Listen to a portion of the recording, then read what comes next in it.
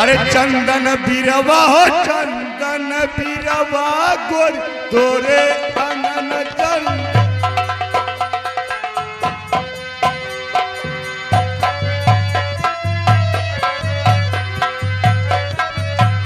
चंदन बिरवा हो चंदन बिरवा गोर तोरे अंगन चंदन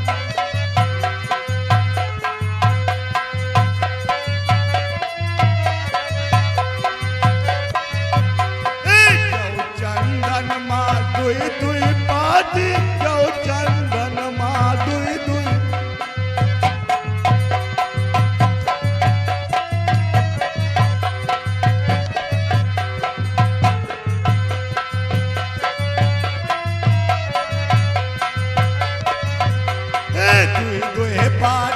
दुई दुई पाती जाओ चंदन मा दुई दुई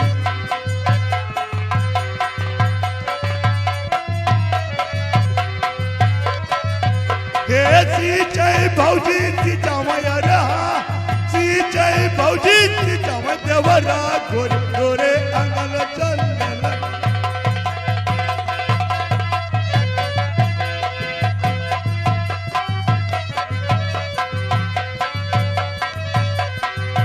चंदन बिरवा हो चंदन बिरवा गोर तोरे अंगन चंदन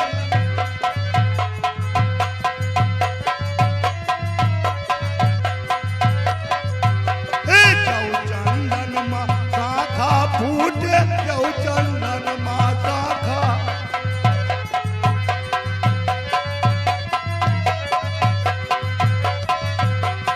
छाटई भौजी छटावय रहा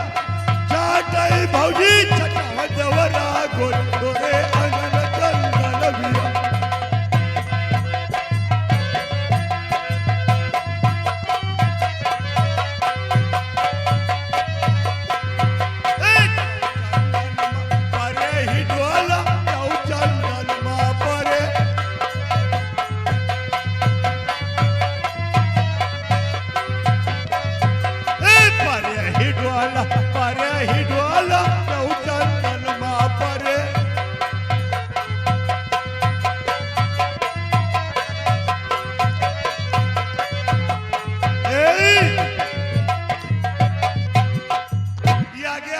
सम्मानित माननीय भारत डॉक्टर टेंट हाउस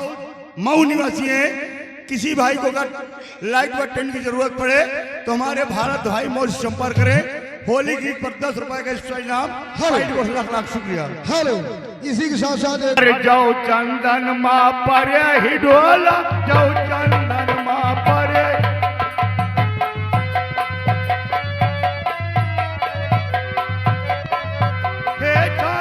भौजी छटावय रहा दूल्हे भौजी छटावय देवरा गोर तोरे अंगन चंदन